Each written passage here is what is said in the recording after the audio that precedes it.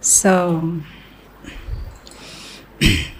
আজকে আমাকে বলা হয়েছে টপিকটা যেন গৃহস্থ আশ্রমের ব্যাপারে আমরা কিছু চর্চা করব। তো আমি এটাই ভাবছিলাম যে আমাদের জীবনের লক্ষ্য আছে ভগবদ্ধাম যাওয়া, আর ভগবদ্ধাম যেতে জন্য দুটো মার্গ আছে। একটা তো আমরা একলা চলে পড়ি ব্রহ্মচারী কিংবা সন্ন্যাস আশ্রমে, আর একটা হচ্ছে গৃহস্থ আশ্রম, যেখানে আমরা একজনের সাথে হাত ধরি আনন্দে যেন ভক্তি করতে করতে ভগবদ্ধাম যেতে পারি।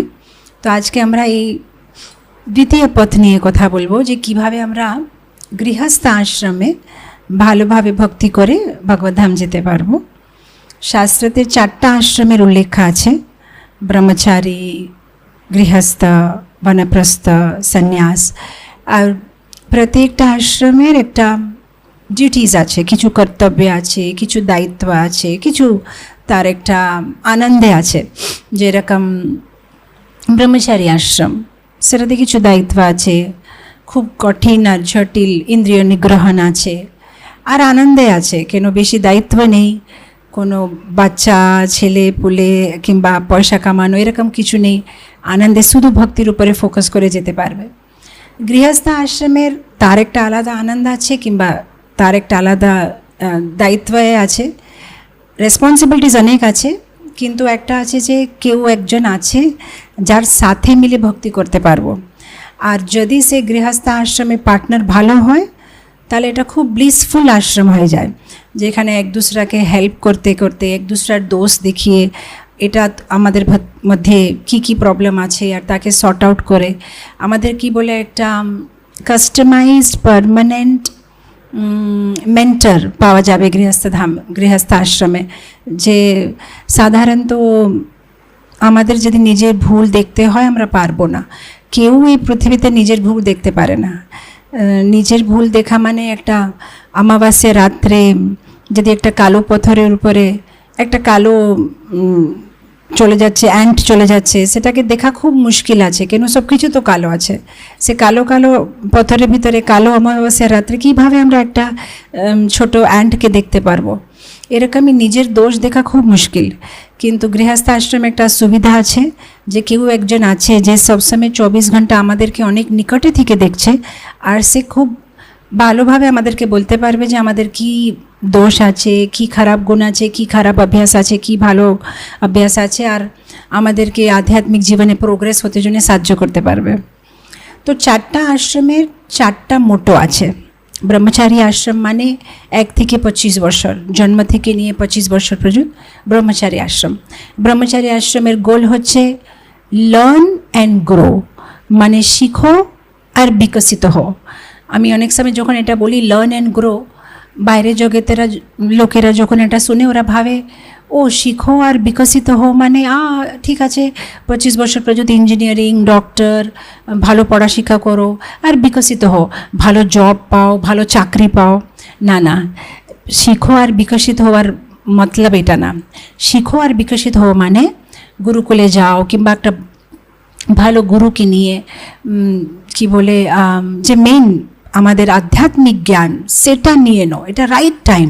25 বছর পর্যন্ত আমাদের যে ব্রেন থাকে সে খুব ক্লিয়ার থাকে, শার্প থাকে, একটা ওয়েট সিমেন্ট, একটা ভিজা সিমেন্টের মতন থাকে।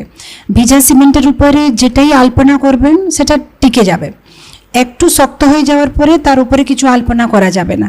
এরকম 25 বছর পর্যন্ত আমাদের যে ব্রেন থাকে, মেমোরি থাকে, আমাদের যে কণ্ঠস্থ করার শক্তি থাকে, খুব শার্প থাকে।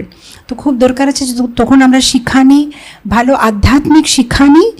আর বিকশিত হওয়া মানে এই জন্ম মৃত্যু জরা ব্যাধি চক্র থেকে কীভাবে বার হব সেটা জেনে নেওয়া উচিত।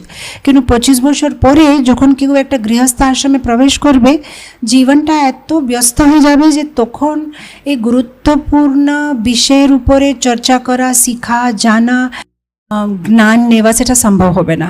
তো ব্রহ্মচারী আশ্রমের লোগো আছে শিখো আর নিজে জ্ঞানকে বিকশিত করো, ভক্তিতে আরও যেন গভীরভাবে আগে যাও। তারপরে হচ্ছে গৃহস্থ আশ্রম, 25 বছর থেকে 50 বছর, অনলি 50 বছর। 50 বছর পরে আরেকটা আশ্রমে ঢুকতে হবে। সো 25 থেকে 50 বছরে কি করতে হবে?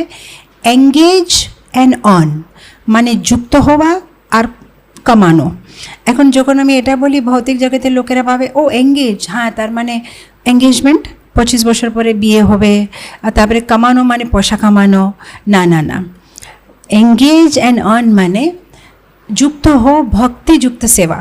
এটাই হচ্ছে গৃহস্থ জীবনের মেইন উদ্দেশ্য, যে এই সময় আছে যেন ভালোভাবে দুইজন মিলে একসাথে ভক্তি করবে, একসাথে মন্দিরে যাবে, একসাথে জপ করবে, একসাথে শাস্ত্র পড়বে, দান দেবে, আর কামানো, পয়সা কামানো না, ব্লেসিংস কামানো, সুকৃতি অর্জন করা, এটা খুব ইম্পর্ট্যান্ট।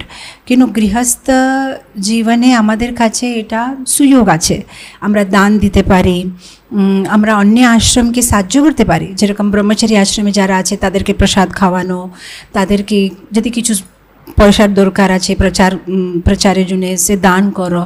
সো এইগুলো আমরা গৃহস্থ আশ্রমে করতে পারবো। তো গৃহস্থ আশ্রমে এঙ্গেজ অ্যান্ড অন মানে যুক্ত হওয়া ভক্তিযুক্ত সেবাতে, আর স্বীকৃতি অর্জন করা, এটা খুবই দরকার আছে আমাদের। যত সম্ভব সবার আশীর্বাদ, যত সম্ভব পুণ্য অর্জন করা, যত সম্ভব স্বীকৃতি অর্জন করা, তাহলে ওটা আমাদের ভক্তি জীবনে পরে আমাদেরকে আরও কাজে লাগবে।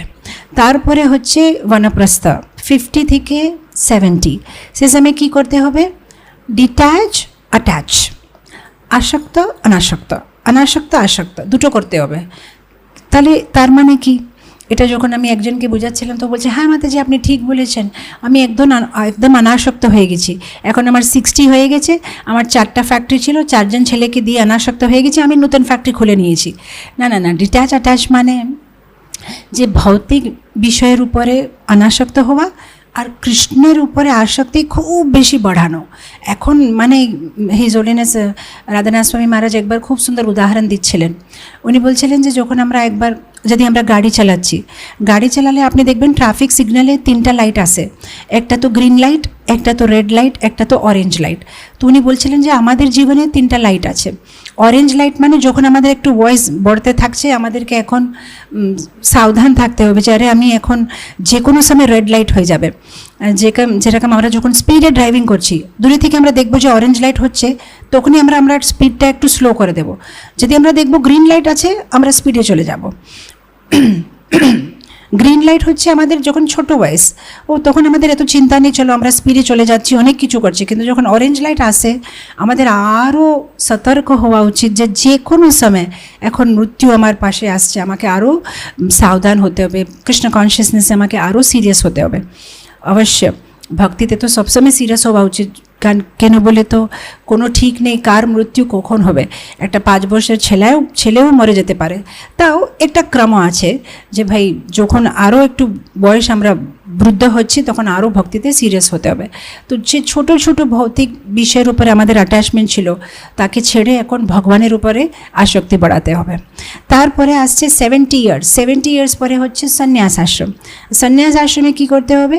প্রিপেয়ার অ্যান্ড প্রে, তৈরি হয়ে যাও, প্রার্থনা করো, সেটাই বাস। এখন পুরো দিন মানে একটাই, যেরকম ভক্তি তীর্থ স্বামী মহারাজ উনি খুব সুন্দর বলছিলেন যে উনার যখন ক্যান্সার হয়েছে, তো উনি প্রতিদিন ভোরবেলা যখন উঠে বলতেন, আরে আজকেও আমি মারা যাই না, বেঁচে আছি, ও কৃষ্ণা আমাকে আরেক দিন আপনি দিয়েছেন, আচ্ছা ঠিক আছে, তাহলে আজকে দিনটা কিভাবে আমি কৃষ্ণ জুনে উপয়োগ করব, তার কিভাবে আমি ইউজ করব। তো আমার এটা এত ভালো লেগেছে যে উনি মানে দুঃখী না যে আরে আমি মরে যাব না, উনি খুব মানে না যে আরে আমি বেঁচে গেলাম না, আচ্ছা কৃষ্ণা আপনি আরেক দিন দিয়েছে, ঠিক আছে এই একটা দিন এখন আমি কিভাবে কৃষ্ণ সেবাতে ইউজ করব।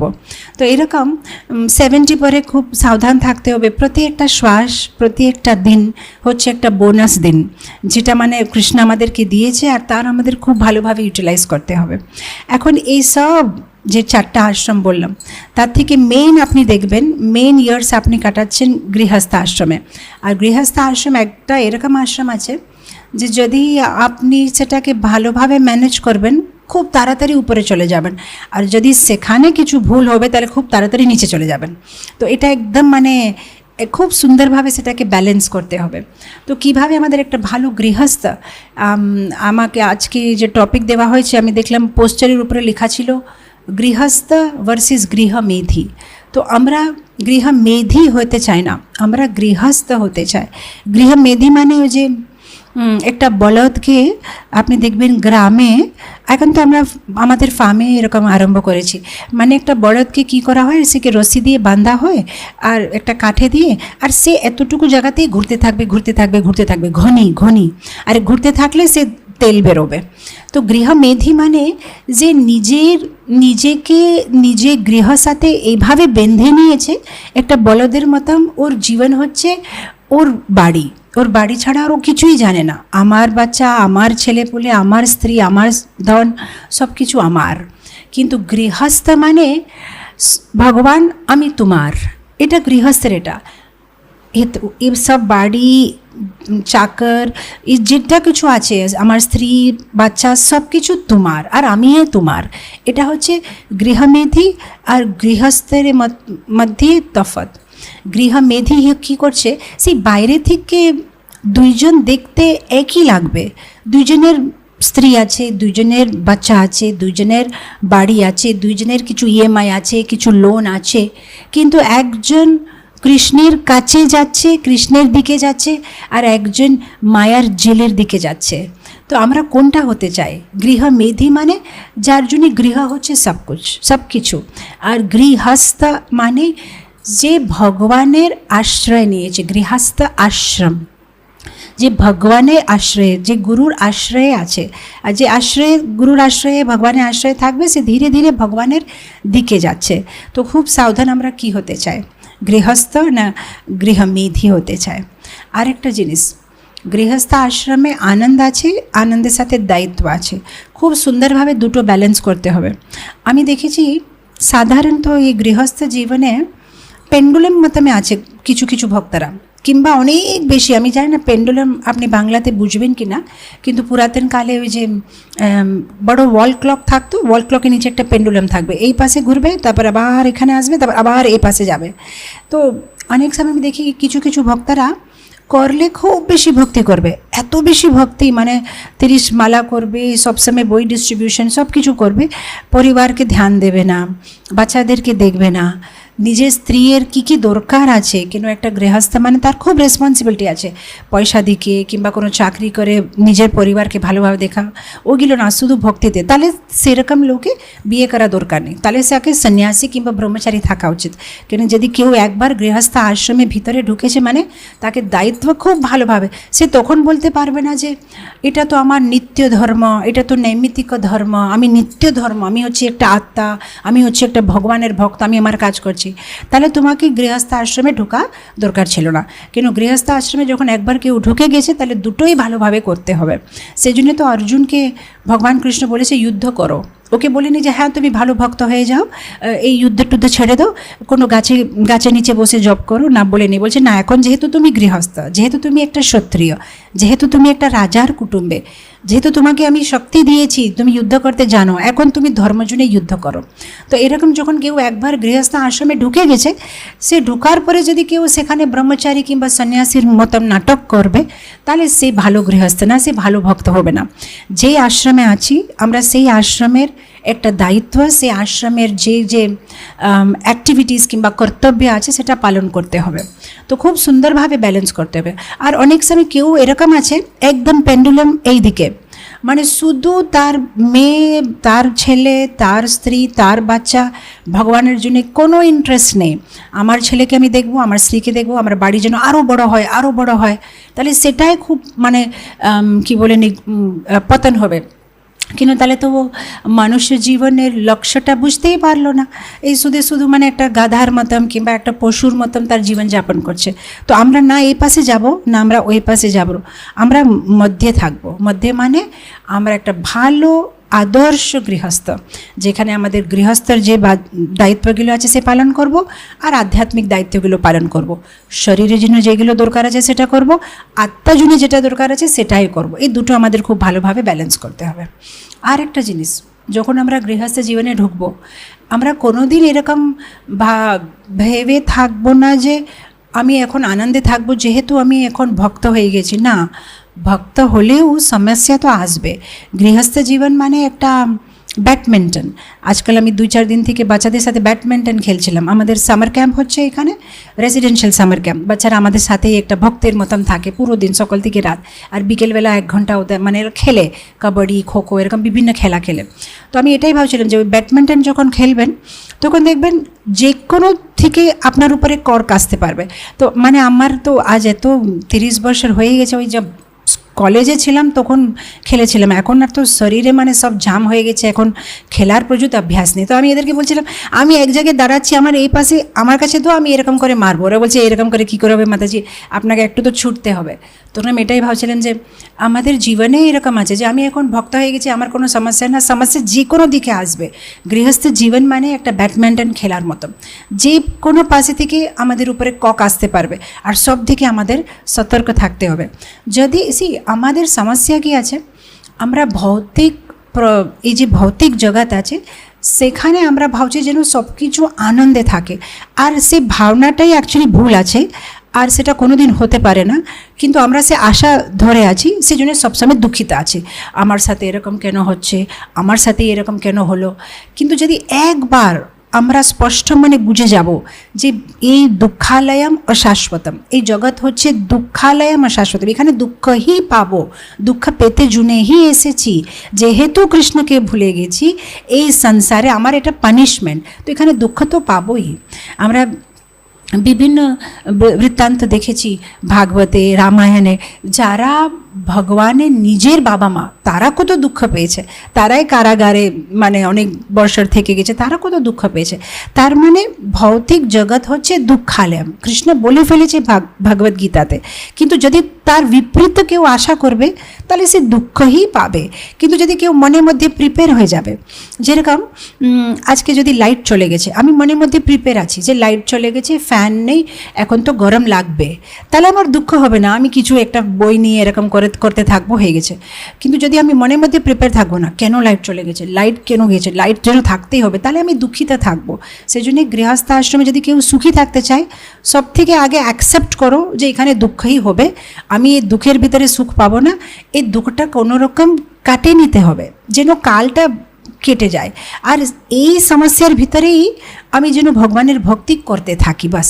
যেরকম সাধারণত সব গৃহস্থের মনস্তত্ব মানে মনস্থিতি এরকম আছে যে যেন সব আমার জীবনে যখন সব কিছু ভালো হয়ে যাবে না তখন আমি ভক্তি করব, এটা কোনো দিনই সম্ভব না।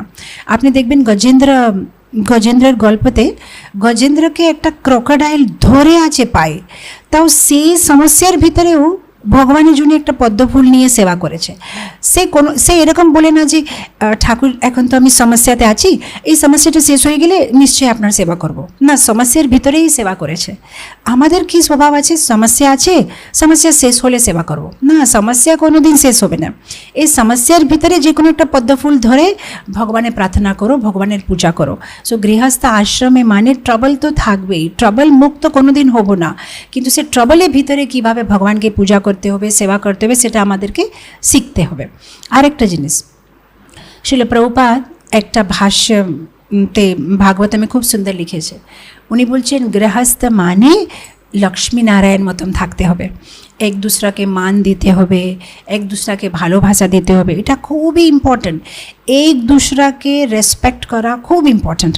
অনেক সময় কি হয় আমাদের ইস্কনে ক্লাসে কিংবা বিভিন্ন ক্লাসে শুধু মাতাজিদেরকে বলা হয় এই তোমরা যেন তোমার পতিকে রেসপেক্ট করবে, তুমি যেন বাড়ি সাফ রাখবে, তুমি যেন, হ্যাঁ সব খুব ভালো, কিন্তু দুই পাশে দুইজনকে ভালো ভক্ত হতে হবে, দুইজনকে এক দুসরাকে ভালোবাসা দিতে হবে, এক দুসরাকে রেসপেক্ট করতে হবে। আমি আগে আমার ক্লাসে শুধু মাতাজিদেরকে বলতাম এই তোমরা যেন ভালো থাকবে, তোমরা যেন সীতা মাতা কীভাবে ভগবান রামের সেবা করেছে। তো একদিন আমাকে একটা মাতাজি খুব সুন্দর প্রশ্ন জিজ্ঞেস করছে, বলছে আপনি আমাকে বলছেন সীতা হতে রামের সেবা করব, কিন্তু আমার পতি তো রাবণের মতো আছে, তো কীভাবে সেবা করব। তখন আমি ভাবলাম যে হ্যাঁ, আমাকে দুই দিকে বলা উচিত আছে, দুইজনে ভালো থাকতে হবে। এটা না যে শুধু আপনি যদি ভাগবতম দেখবেন, অনেক সময় আপনি দেখবেন ভাগবতমে এরকম ভক্ত আছে তাদের মানে স্ত্রী কোনো বড় ভক্ত না, কিন্তু পতি ভক্ত আছে বলে ওরা ভগবত ধাম চলে গেছে। আপনি দেখবেন সৌবরী মুনি, উনি অনেক বছর জলের নিচে তপস্যা করেছেন, তারপরে ওনাদের মন একটু খারাপ হয়েছে একটা মাছকে দেখে, তা মন্ডাতা রাজার 50টা রাজকুমারী মানে মেয়েদের সাথে বিয়ে করেছে। এখন এই 50টা যে রাজকুমারী, ওনার যে স্ত্রী আছে, ওয়াইফ আছে, তারা কোনো বড় কোয়ালিফাইড না, তারা কোনো বড় ভক্ত না, কিন্তু সৌবরী মুনি খুব ভালো ভক্ত বলে জীবনের শেষে সৌবরী মুনির সাথে ওনার 50খানা স্ত্রীরা সব ভগবদ্ধাম চলে গেছে। তার মানে আমরা দেখি যে যদি কেউ তার পতির ভালোভাবে সেবা করবে, যদি ও সে ভালো ভক্ত নাও হতে পারলে ও ভগবদ্ধাম যাবে। আমরা আরেকটা দেখি সুকন্যা আর চবন ঋষি, কীভাবে সুকন্যা চবন ঋষির সেবা করেছে, সে ভালোভাবে ভগবদ্ধাম চলে গেছে। আমরা দেখি কর্দামা মুনি 10,000 বর্ষর তপস্যা করেছেন, অনেক কষ্ট করেছে, শেষে ভগবান এসেছে। তা ঠাকুরকে বলেছে আমি একটা ভালো স্ত্রী চাই। তো দেবাহুতি উনি একটা ভালো পত্নী, একটা ভালো স্ত্রী পেয়েছে। আর তারপরে আপনি দেখবেন দেবাহুতি কোনো বড় ভক্তি করেনি, ওর বেশি ইন্টারেস্ট না, ও শুধু কর্দামা মুনির সেবা করেছে। কিন্তু কর্দামা মুনির সেবা করতে করতে ও এত সুন্দর সুযোগ পেয়েছে যে সাক্ষাৎ ভগবান কপিল দেবের মানে কপিল মুনির রূপে ওনার ছেলের মতন জন্ম নিয়েছে, আর উনি মানে ভগবদ্ধাম যেতে পেরেছে। তো শুধু ভালোভাবে পতির সেবা করলে সে চলে গেছে। তো তার মানে আমরা দেখি ভাগবতমে কিছু কিছু এক্সাম্পল আছে যেখানে পত্নীরা শুধু পতির সেবা করলেই ভগবদ্ধাম যাবে। আর একটা দিকে আমরা ভাগবতমে দেখছি যে এরকমই কিছু এক্সাম্পল আছে যেখানে পতি ভালো ভক্ত নেই, কিন্তু পত্নী এত কোয়ালিফাইড আছে যে তার জন্য পতি ভালো ভক্ত হয়ে ভগবদ্ধাম গেছে। যেরকম আমরা দেখি নাগকন্যা, আমরা ব্রজলীলাতে দেখি যে কালিয়া, সে একটা কি বলে ঈর্ষা খুব ঈর্ষা আছে তার ভিতরে, খুব ঈর্ষা ভর্তি আছে তার ভিতরে, আর সে ভগবানের উপরে ক্রোধ দেখাচ্ছিল, ঈর্ষা দেখাচ্ছিল। আর ভগবান যখন কালিয়ার মস্তকের উপরে, মাথার উপরে নাচ করে কালিয়ার মুখে থেকে পুরো রক্ত বেরোচ্ছে, আর সেই সময় মনে হচ্ছিল যে কালিয়া যেন মরে যাবে। সেই সময় নাগপত্নীরা, তারা ভালো ভক্ত ছিল, তারা ঠাকুরকে প্রার্থনা করেছে যে আমার পতিকে ক্ষমা করে দিন, আর ভগবান উনাদের জন্যে কালিয়াকে ক্ষমা করে দিয়েছে। তো এখানে পত্নীরা কোয়ালিফাইড ছিল বলে পতি ভগবানের অনুগ্রহ পেয়েছে, ভগবানের আশীর্বাদ পেয়েছে।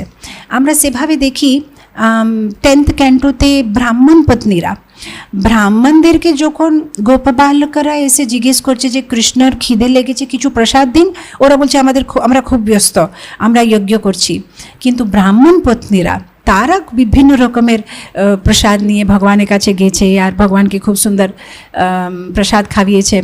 আর তারপরে ওরা বলছে আমরা আর বাড়ি যাব না, আমরা এখন আপনার কাছেই থাকবো। তখন ভগবান বলছে যে না না, তোমরা এখন যাও, আমার সাথে থাকা সেটা দরকার নেই, তুমি যেখানে আছো সেখানে শ্রবণ ধ্যান মনন করো, আমার দর্শন করো, আমার বিগ্রহর সেবা করো, আমার ভালোভাবে আমার কথা গল্পগুলো শুনো, আর তোমার মানে সেভাবে করে তুমি আমার কাছে ফেরত আসতে পারবে। তখন ওরা বলছে যে এখন আমার পতিরা আমাদেরকে স্বীকার করবে না। তখন ভগবান বলছে কিছু চিন্তা করবে না, ওরা তোমাকে স্বীকার করবে, তুমি যাও। তারপরে যখন ব্রাহ্মণ পত্নীরা ফিরে আসে, তখন যখন ব্রাহ্মণেরা দেখে যে আরে আমরা এত বড় দোষ করলাম, কিন্তু আমাদের স্ত্রীরা কত বুদ্ধিমান, তারা ভগবানের সেবা করলো, আর ওরাই মানে ওদের এক্সাম্পল দিয়ে, ওদের মানে এক্সাম্পল দেখে ওরাই ভালো ভক্ত হয়েছে। তো এরকম আমরা দেখি ইভেন সুনীতি, উত্তানপাদের 2 জন বউ ছিল, সুরুচি আর সুনীতি। আর সুরুচিকে খুব ভালোবাসত, কিন্তু সুনীতিকে মানে একদম পরোয়া করে না। আর আমরা দেখি যে চতুস্কন্ধে 4th ক্যান্টোতে ধ্রুব মহারাজের যে বৃত্তান্ত আছে, সেখানে যখন ধ্রুব মহারাজকে সুরুচি মানে ওনার বাবার কোলে থেকে বাইরে ফেলে দিচ্ছে, তখন ধ্রুব মহারাজ গিয়ে ওর মাকে কমপ্লেন করছে সুনীতিকে, দেখো এরকম হয়েছে। তখন সুনীতি বলছে দেখো তুমি যেটা চাও ভগবানের কাছে চাও, কারো উপরে ঈর্ষা করবে না, কারো ব্যাপারে খারাপ কিছু ভাববে না। আর এত সুন্দরভাবে তাকে বুঝিয়েছে। আর তারপরে ধ্রুব মহারাজ বনে গেছে, আর সেখানে ভগবানের সাক্ষাৎ দর্শন হয়েছে। আর এগুলো সব দেখে উত্তানপাদ, যিনি মানে খুব কামই ছিলেন, সে আমার বউ, সে মানে ধীরে ধীরে ভালো ভক্ত হয়ে গেছে। আর তারপরে সে নারদ মুনির অ্যাসোসিয়েশন পেয়েছে। তো আমরা দেখি যে সুনীতি কীভাবে তার পতিকে তার ভালো স্বভাবে দিয়ে চেঞ্জ করতে পেরেছে।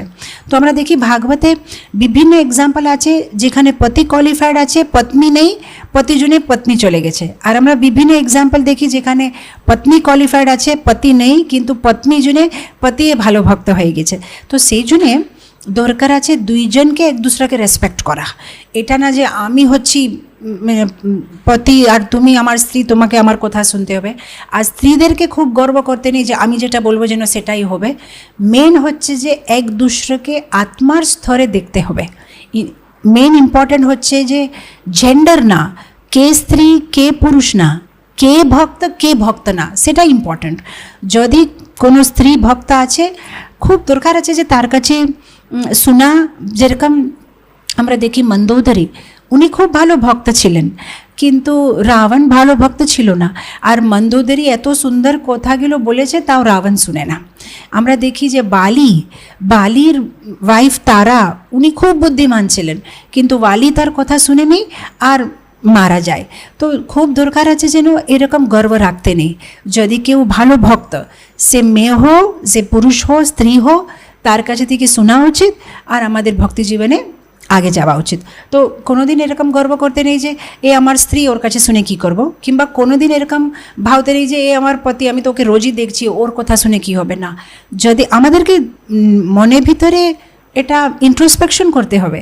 যদি আমাদের পার্টনার ভালো ভক্ত, তাহলে খুবই দরকার আছে যে তার অ্যাসোসিয়েশন নিয়ে আমরা যেন ভক্তি জীবনে আগে যাই। আরেকটা জিনিস খুবই অ্যাকচুয়ালি এই আমি বললাম যে শ্রীমদ্ ভাগবতমে कैंटो 7 चैप्टर 14 नारद मुनि और युधिष्ठिर महाराजे खूब सुंदर एक वार्तालाप आछे। तो सेटा यदि आपनी पढ़ें एटाते आपनार खूब डिटेल्स पावा जाबे। युधिष्ठिर महाराज विभिन्न प्रश्न जिज्ञेस करेছে और नारद मुनि खूब सुंदर भावे एक सन्यासीर कर्तव्य की आछे, एक वनप्रस्थर कर्तव्य की, एक ब्रह्मचारी कर्तव्य की, एक गृहस्थर कर्तव्य की खूब विस्तारे खूब सुंदर भावे बोलेছে। आरेकटा इम्पोर्टेंट जिनिस होच्छे गृहस्थर कर्तव्य, যেন ও কিছু ওকে দিতে হবে, কিছু ওকে নিতে হবে। কি দিতে হবে? দান দিতে হবে। কি নিতে হবে? আশীর্বাদ নিতে হবে। গৃহস্থ আশ্রম একটা খুব ইম্পর্টেন্ট আশ্রম। এই আশ্রম থেকে উনি বাকি সব আশ্রমের সাহায্য করতে পারবে।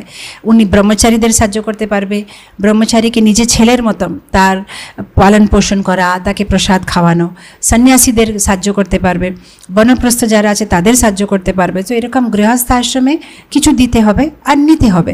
কি নিতে হবে? তাদের আশীর্বাদ নিতে হবে, তাদের থেকে জ্ঞান নিতে হবে, কীভাবে জন্ম মৃত্যু জরা ব্যাধি চক্র থেকে বেরোবো। যেরকম আমরা দেখি চিত্রকেতু মহারাজ, উনি কত সুন্দরভাবে জ্ঞান নিয়েছে, আশীর্বাদ নিয়েছে।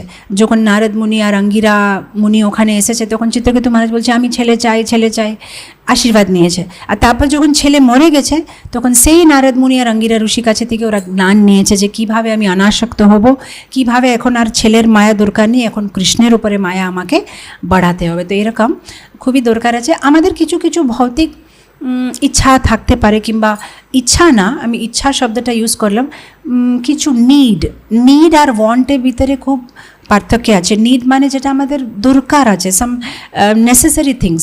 সো নেসেসারি থিংস চাইতে জন্যে সংকোচ করা দরকার নেই, ঠাকুর কাছে চাইতে পারবো।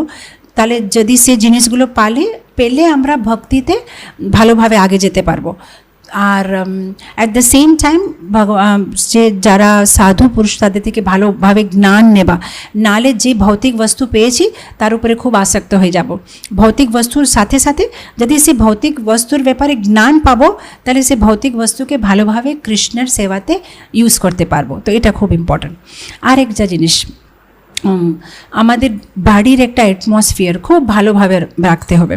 স্ত্রী পুরুষকে তো ভালো সম্বন্ধ রাখতেই হবে, আমাদের আশেপাশে যারা থাকছে তাদের সাথে যেন ভালো সম্বন্ধ। আমাদের বাড়িতে যারা বাচ্চারা আছে, একটা গৃহস্থের দায়িত্ব আছে যে তার বাচ্চাকেও যেন ভালো ভক্ত মানে ট্রেনিং করতে পারে। এটা খুব ইম্পর্ট্যান্ট, এটা একটা মা বাবার কর্তব্য। তো কিভাবে ট্রেনিং করব? বাচ্চাকে জোর জবরদস্তি জব করাবো না। বাচ্চাদের ট্রেনিং হচ্ছে বেস্ট বাই নিজের এক্সাম্পল। আমি যেন ভালো ভক্ত হয়ে থাকি, তাহলে আমার ব্যবহার দেখে আপনি সে বাচ্চাদেরকে ভক্তি করার ইচ্ছা হবে। এটা খুব ইম্পর্ট্যান্ট। আমাদের ব্যবহার ভালো না, কিন্তু ওদেরকে জোর জবরদস্তি জব করাবো, তাহলে সে বেশি দিন করবে না। কিছুদিন ভয়ে করবে, যখন ছোট আছে মা বাবাকে ভয় করে, কিন্তু কিছুক্ষণ পরে ছেড়ে দেবে। কিন্তু বাড়ির অ্যাটমসফিয়ারটা যেন এত সুন্দর থাকতে হবে যে সে বাচ্চা ভাববে যে এটা কত আনন্দ আছে আমাদের বাড়িতে। সো খুব দরকার আছে যেন আমাদের একটা মর্নিং প্রোগ্রাম। গৃহস্থের সব থেকে ইম্পর্ট্যান্ট হচ্ছে মর্নিং প্রোগ্রাম, মানে সকালে চান্টিং করা আরতি করা, বাড়ির ভিতরে যে বড়টা টিভি আছে সে টিভিটাকে বাইরে ফেলে একটা ভালো ভগবানের বিগ্রহ, অল্টার, শাস্ত্র একসাথে পড়া, এটা খুব খুব ইম্পর্ট্যান্ট আছে। আর স্পেশালি যদি বাড়িতে ভালো অ্যাটমসফিয়ার থাকলে, যদি বাচ্চারা তখন ভক্তি নাও করলে, যখন ওরা বড় হয়ে যাবে, সে রুটস, সে সিড কি বলে, সে বিতনা, সে উইড সিডস ওদের ভিতরে থাকবে, হৃদয়ের ভিতরে। আর পরে ওরা মানে সেটা যে কোনো সময় সেটা একটা বড় গাছ হয়ে উঠবে, আর ওরা ভালো ভক্ত হবে।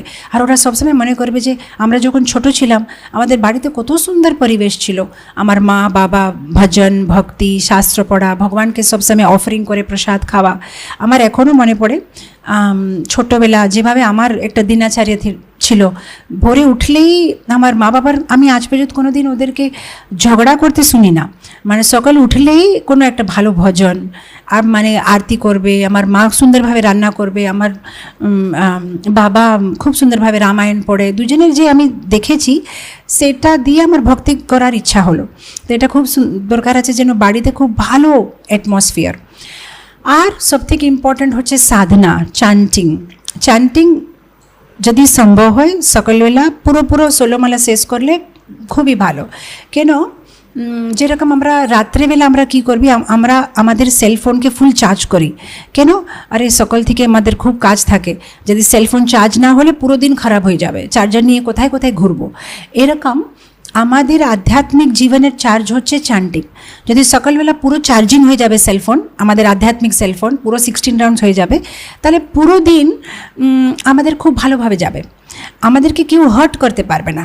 যখন আমাদের 16 রাউন্ডস কমপ্লিট হয়ে যায়, আমাদের শরীরের উপরে একটা নার্সিং কবচ চলে আসে, তারপরে কেউ আমাদেরকে হার্ট করতে পারবে না, কেউ তার বাণী দিয়ে আমাদেরকে ডিস্টার্ব করতে পারবে না। সেই গৃহস্থ জীবনের মেন ইম্পর্ট্যান্ট প্রবলেম হচ্ছে যে আমরা সবসময় আরেকজনকে ইমপ্রেস করতে চাই। অ্যাকচুয়ালি আমার কাছে ছোট গাড়ি আছে, আমি খুশি আছি, কিন্তু ও কী ভাববে, এ কী ভাববে, সেজন্য একটা বড় গাড়ি কিনবো। কিন্তু যদি আমি আমার ষোলোমালা ভালোভাবে কমপ্লিট করব, তাহলে অন্য লোকের ইমপ্রেস করা ইচ্ছাই হবে না, আমরা শুধু ভগবানকে ইমপ্রেস করতে চাইব।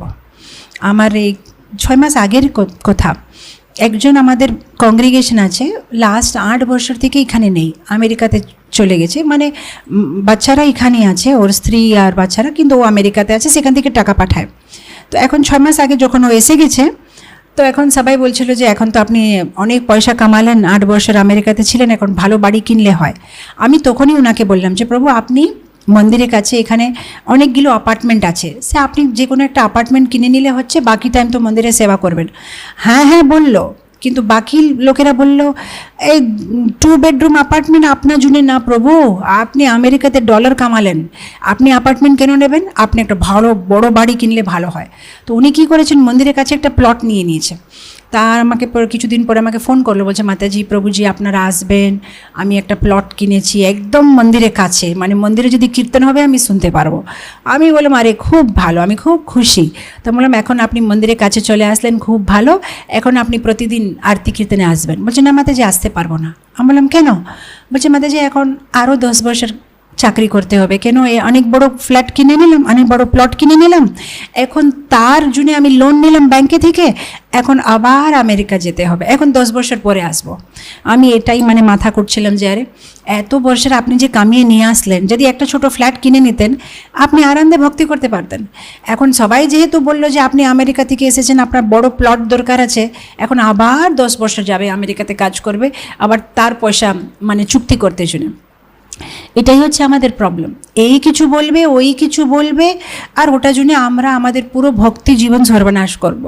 তো সেজন্য আমাদের কি আমাদের জীবনটা খুব সিম্পল রাখতে হবে, একটুতে খুশি, যেহেতু আমরা পার্মানেন্ট না, এত কষ্ট করে যে কি করব। যদি পার্মানেন্ট থাকবো তাহলে তো কিছু কষ্ট করা উচিত, যে পার্মানেন্ট এখানে থাকবো, পার্মানেন্ট তো নেই। 2-4 দিন আগে আমাদের লোকনাথ স্বামী মহারাজ এসেছেন আমাদের জুম ক্লাসে, তো উনি খুব সুন্দরভাবে বলছিলেন KISS। তো আমি ভাবলাম ইনি কী বলছেন, সন্ন্যাসী হয়ে যে কী বলছেন উনি, KISS কিস, তাহলে এটা কি? তারপর মহারাজ বলছে কিপ ইট সিম্পল স্টুপিড, মহারাজ বলছে স্টুপিড কিপ ইট সিম্পল। আমরা সবাই গৃহস্থ, তো মহারাজ একটা গৃহস্থ ক্লাস দিচ্ছিলেন, তো বলছেন গৃহস্থদেরকে আমি বলছি কিপ ইট সিম্পল, জীবনকে সিম্পল রাখো, বেশি কমপ্লিকেট করে দেবে না, এটা চাই ওটা চাই এটা চাই। আমরা আছি কত দিন এখানে, একটু দিনে আছি, যেটা আছে সেটাতে খুশি হও। ইনফ্যাক্ট শাস্ত্রতে বলা হচ্ছে 3টা জিনিসে আমাদের খুশি হওয়া থাকে দরকার আছে। একটা, আমরা যেটা খাবো, যেটা পেয়েছি খুশি, আর দরকার নেই। যেটা আমরা ধন সম্পাদন করছি, যেটা আছে খুশি। আর স্ত্রী, আমরা যার সাথে বিয়ে করছি ভাই তার দিয়ে খুশি। আর 3টা জিনিসে কোনো দিন সন্তুষ্ট হতে নেই। আমাদের জব, কোনো দিন সন্তুষ্ট হতে নেই যে আরে আমার আজকে সোলামালা হয়ে গেছে, না আমি আরও করব আরও করব, এই লোভ থাকতেও হবে। আর আরেকটা জিনিস সন্তুষ্ট হতে নেই, ভাগবতম যখন আমরা পড়বো, আরে আমার একবার পুরো ভাগবতম হয়ে গেছে একদম স্টার্টিং থেকে এন্ডিং, না না না আরেকবার পড়ো আরেকবার পড়ো। আর দান, এই তো আমি জন্মাষ্টমীতে দান দিয়েছিলাম, আবার রাধাষ্টমীতে দান দেবো, সেটাতে সন্তুষ্ট হতে নেই, আরও দো আরও দো আরও দো। তো এই 3টা জিনিসে কোনো দিন সন্তুষ্ট হতে নেই, আর এই 3টা জিনিসে সবসময় যেন সন্তুষ্ট থাকতে হবে। এটা হচ্ছে গৃহস্থের লাইফের সিক্রেট, রহস্য। যদি যেটা আছে সেটা দিয়ে সন্তুষ্ট থাকবো, তাহলে আধ্যাত্মিক জীবনে আমরা আগে যেতে পারবো। তো এটাই খুব ইম্পর্ট্যান্ট আছে। আরেকটা জিনিস, অ্যাজ এ গৃহস্থ অসৎসঙ্গ ত্যাগ খুব ইম্পর্ট্যান্ট। অসৎসঙ্গই আমাদের বুদ্ধিকে নাশ করবে। এটা করো এটা করো, সবসময় দূরে থাকতে হবে। যখনই আমরা চাকরি করতে যাব, বাইরে জগতে যাব, যত সম্ভব কম কথা, ওদের সাথে কাজের কথা, দ্যাটস ইট, যেটা কাজের কাজ বাস, বাকি বেশি ওদের সাথে মিলেমিশা কথা বলা দরকার নেই। যত সম্ভব ওদের থেকে দূর থাকতে হবে। আরেকটা মোস্ট ইম্পর্ট্যান্ট জিনিস, যেটাই হোক, যে কোনো সিচুয়েশনে আপনি থাকেন, কোনো দিন ভগবানকে না অফার করে খাবেন না। একটা জলই হোক কিংবা একটা কোনো লিমকা, থামস আপ, কোকোকোলা হোক, যেটাই হোক, সাধারণত ভক্তরা সেরকম জিনিস খাবে না, যেহেতু তার ভিতরে ক্যাফিন থাকে। কিন্তু যদি আপনি এরকমই কিছু যদি নিয়েছেন, সবসময় ভগবানকে মনে করো মনে করো মনে করো, you can give me this, এটা খুব ইম্পর্ট্যান্ট আছে। তো সবসময় ভগবানকে ফুড অফার করা। আর একটা জিনিস, আজকাল আমাদের হিজলনেস যে পতাকা স্বামী গুরু মহারাজ যেখানেই যাচ্ছেন একটা কথা উনি বারবার সবাইকে বলছেন, 11%। উনি বলছেন 11%, আপনি যেটা আয় করছেন তার 11% দান দিন। খুব ইম্পর্ট্যান্ট। তো আমরা কেন এই দানের উপরে জোর করি? গৃহস্থ হয়ে আমরা কি করি না, পুরো দিন আমরা চাকরি নিয়ে ব্যস্ত, সকাল 10টা থেকে বিকেল 6টা পর্যন্ত আমাদের মেইন আওয়ার্স আমরা একটা সাধারণ ভৌতিক চাকরি জন্য দিয়ে দিচ্ছি। তো সেই জন্যে তার যে ফলটা, তার মানে যেটা স্যালারি, সে স্যালারি থেকে যদি কিছু ভাগ ভগবানের সেবাতে দেব, তাহলে সেটাই ভক্তি সেবা হয়ে যাবে। তো তখন আপনি যে 10টা থেকে 6টা কাজ করেছেন, সেগুলো ভক্তিযুক্ত সেবার ভিতরে তার মানে ক্যালকুলেশন হবে। তো সেই জন্য আমাদের খুব বুদ্ধিমান থাকতে হবে যে আমি যদি একটুকু দান দিচ্ছি তাহলে পুরোপুরি ভক্তি হয়ে গেল, তাহলে তো আমাদের ফায়দা হলো না। তো খুব দরকার আছে যে গৃহস্থ কমপক্ষে 11% দান দিতে হবে। একটা গৃহস্থ আর গৃহমেধি দেখতে বাইরে দিকে দুজন একই লাগছে, কিন্তু দুইজন একটা ডিফারেন্ট কাজ করছে। আমি জানি না আপনারা দেখেছেন কি না, যখন আমি ছোট ছিলাম আমাদের এখানে টেপ রেকর্ড ছিল। আর টেপ রেকর্ডে আপনি দেখবেন একটা ক্যাসেট থাকে। এই ক্যাসেটটা কীরকম হয়, যখন গানটা বজতে থাকে এই পাশে যে রিলগুলো আছে সেটা কম হতে যায়, আর ওই পাশে সে রিলগুলো মানে বড়তে যায়। এখন যদি আপনি সেই জেনারেশনের আছে আপনি দেখেছেন, নালে এই টেপ রেকর্ড ক্যাসেটটা তো এখন কোথাও নেই, এখন সব পেন ড্রাইভ এসে গেছে। তো এরকম দুটো দেখতে এক, কিন্তু একটা খালি হচ্ছে একটা ভর্তি হচ্ছে। এরকম গৃহস্থ গৃহমতি দেখতে এক, কিন্তু একজন তার কর্ম কাটছে খালি হয়ে যাচ্ছে, আর একজন সে কর্ম অর্জন করছে আর এইভাবে ফেসে যাচ্ছে, তাকে বারবার জন্ম নিতে হবে। তো সেই জন্য অ্যাজ এ গৃহস্থা আমাদের মেন থিং হবে কর্ম যেন কেটে যায়। কেন পূর্বতে অনেক কিছু করেছি, ভালো মন্দ খারাপ অনেক কর্ম আছে, তার পুরো ব্যাগেজ আছে, পুরো লাগেজ আছে, সেই লাগেজকে ধীরে ধীরে খালি করতে হবে। লাগেজটা খালি না হলে উপরে উঠতে পারবো না, মানে ভগবত ধামে যেতে পারবো না। আমি 10 দিন আগে নেপাল গেছিলাম, নেপালে মুক্তিনাথে গেছিলাম। তো মুক্তিনাথে আমি হেলিকপ্টারে গেছি, তো ওই 10 ঘন্টা রাস্তা, বাসে যাওয়া তো খুব মুশকিল। তো হেলিকপ্টারে আমি যখন গেলাম তখন প্রতি জিনিসে ওয়েট নিচ্ছে। আমার ওয়েট নিয়েছে ঠিক আছে, বলছে আপনার মালা ব্যাগ, সেলফোন, প্রতি জিনিসে ওয়েট নেব। কেন বলছে কিছু ওয়েটই আমরা অ্যালাউ করতে পারবো হেলিকপ্টারে, এর থেকে বেশি ওয়েট হলে খুব রিস্ক আছে, হেলিকপ্টারটা ক্র্যাশ হয়ে যাবে। তো আমি খুব সাবধানে মানে সব কিছু আমার মালা ব্যাগ থেকে নিয়ে প্রতি জিনিসটা ওরা মানে তার ওয়েট দেখেছে, তার ভার দেখেছে। তো আমি এটাই ভাবছিলাম যে একটা এখান থেকে একটু উপরে মুক্তিনাথ যেতে জন্য ওয়েট দেখছে, যদি ভগবত ধামে যেতে হবে ভগবানের ওয়েট দেখবে, কত কাম আছে, কত ক্রোধ আছে, কত রাগ আছে, কত কি আমাদের আসক্তি আছে। যত বেশি ওয়েট হবে অত বেশি আমাদের হেলিকপ্টারটা ক্র্যাশ হয়ে যাবে, গোলক বৃন্দাবন পর্যন্ত যাবেই না। আমাদেরকে ধীরে ধীরে সে ওয়েটটা কমাতে হবে, কমাতে হবে, কমাতে হবে, কর্মগুলো কাটতে হবে, কাটতে হবে, ভগবানের উপরে আসক্তি বাড়াতে হবে। আমাদের অম্বরীশ মহারাজের খুব সুন্দর গল্প আছে শ্রীমদ্ ভাগবতমে 9th ক্যান্টোতে, কীভাবে উনি ওনার প্রত্যেকটা ইন্দ্রিয়কে ভগবান সেবাতে নিযুক্ত করেছে।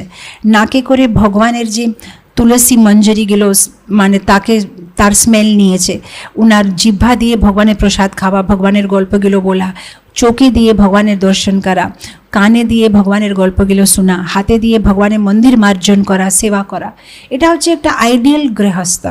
কিন্তু এই ইন্দ্রিয়গুলো অনেক বদমাশ, সেইগুলোকে ভগবানের সেবাতে না লাগাবো তাহলে সে মায়ার সেবাতে নিয়ে যাবে আমাদেরকে।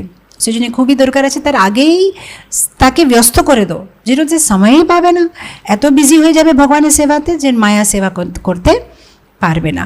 তো খুবই দরকার আছে এভরিডে ক্লাস শোনা। আমাদের ভক্তি করা কোনো বড় রকেট সায়েন্স না, সিম্পল আছে। ডে টু ডে লাইফে আমরা যেটা করছি সেটাই করো, তার ভিতরে কৃষ্ণকে মানে জড়িত করো বাস।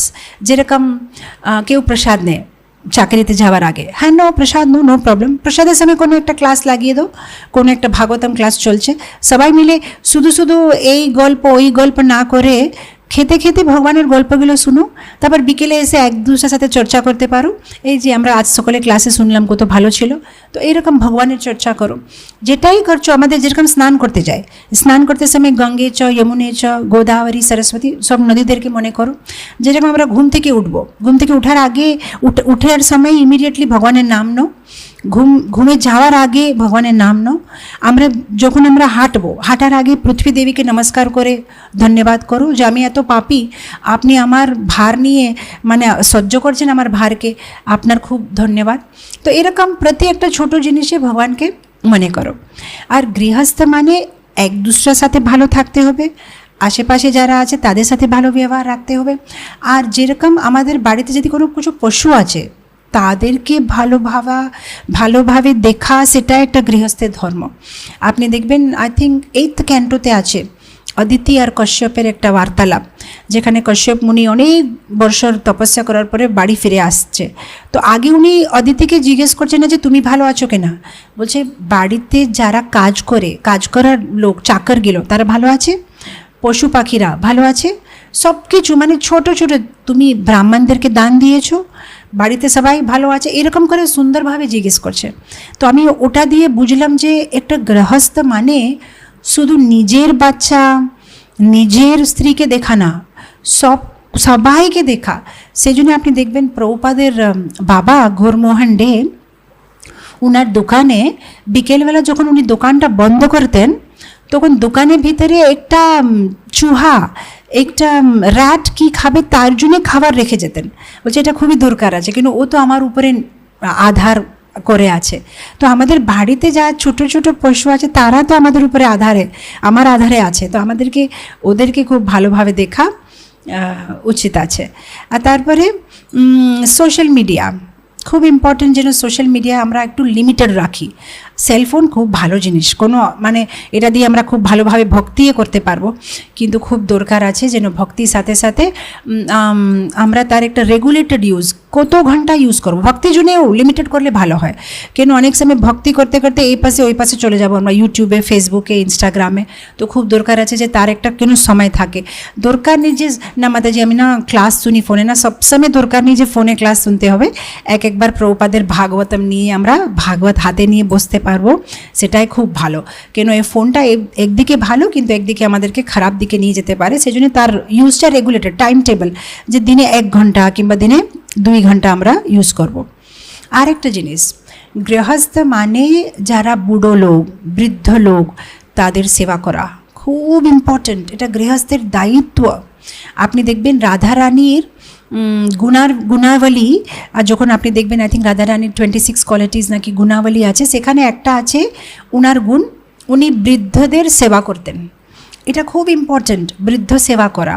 এটা না যে আমাদের বাড়িতে আমাদের যে শাশ শ্বশুর আছে কিন্তু তারা ভক্ত না মাতাজি, তারা মাছ খায়, হতে পারে, কিন্তু বৃদ্ধের সেবা খুব ইম্পর্ট্যান্ট আছে। যারা আমাদের বাড়ির বড় লোক তাদের মান করা, এটা না যে মান করা মানে আমি তাদের জন্য মাছ রান্না করব, কিন্তু যেটা আমি পারবো সেটা আমি করব। যতটুকু আমরা সেবা করতে পারবো এটা সেবা করা উচিত। সে ভক্ত হোক না হোক, আমাদের দায়িত্ব আছে যে যারা আমাদের বাড়ির বড় লোক তারা আমাদের উপরে আধার করে আছে। আমরাই তো একদিন বুড়ো হয়ে যাব। আজকে আমাদের শরীরে সব অঙ্গগুলো কাজ করছে, যে আমাদের খুব কনফিডেন্স আছে, কিন্তু যে কোনো সময় আমরাই যখন বুড়ো হয়ে যাবো আমরাই কিছু করতে পারবো না। তো দয়া রাখা খুব উচিত সবার উপরে। তো ওদেরকে রেসপেক্ট করা, ওদের যতটুকু সম্ভব যেটা পসিবল আছে সেটা আমাদের ওদেরকে সেবা করা উচিত। আর একটা জিনিস হচ্ছে প্রসাদম ডিস্ট্রিবিউশন। গৃহস্থের মেন রেসপন্সিবিলিটি আর একটা হচ্ছে প্রসাদ ডিস্ট্রিবিউট করা। এই গৃহস্থ আশ্রমের একটা স্পেশাল কোয়ালিটি, যে কেউ বাড়িতে আসবে তাদেরকে প্রসাদ খাওয়ানো।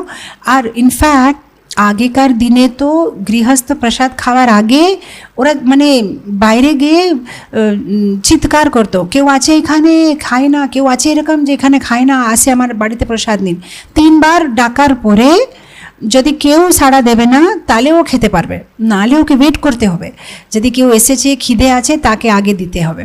গৃহস্থ মানে, গৃহস্থ আশ্রম মানে সবার বাবা মা, আপনাকে সবাইকে নিজের ছেলের মতন দেখতে হবে। তো গৃহস্থ আশ্রমে একটা জিনিস করা উচিত, সবাইকে ভালোভাবে প্রসাদ খাওয়া যত সম্ভব, যত আপনি ফাইন্যান্সিয়ালি আর্থিকভাবে যত আপনি অ্যাফোর্ড করতে পারবেন অতটুকু, বলছি না যে বেশি, যতটুকু পারবেন। যদি আজকে আপনার সামর্থ্য আছে যে আমি 5 জনকে খাওয়াতে পারবো, ঠিক আছে, সে 5 জনকেই খাওয়া, কোনো অসুবিধা নেই। আমি বারবার এটা অনেকবার এক্সাম্পল দিয়েছি কীভাবে আমার বাবা প্রতিদিন আমাদের কাছে কবুতর দিয়ে খাওয়াতেন, গাইকে খাওয়াবেন, আর ভগবানকে তো অফারিং হয়, আর সে অফারিংটা গ্যালারিতে একটু রাখতেন, ক্রো এসে যেন খায় সবকে, মানে বলছে যে খুব ইম্পর্ট্যান্ট। আর ব্রাহ্মণ আমাদের বাড়িতে প্রতি একাদশীর পরে দ্বাদশী দিনে ব্রাহ্মণ আসবে, তাদেরকে খাওয়ানো। আর আমাদের বাড়িতে যারা কাজ করতো আমাদের কাছে, ওদেরকে ফুল, মানে আমার বাবা বলতো যে যে আইটেম, যদি আমাদের পনির সবজি হয়েছে তাদেরকে পনির সবজি দেওয়া হবে। এটা না যে তাদেরকে যে কালকের কিছু পুরাতন আছে আমরা যেটা খাবো সেটা ওরা খাবে।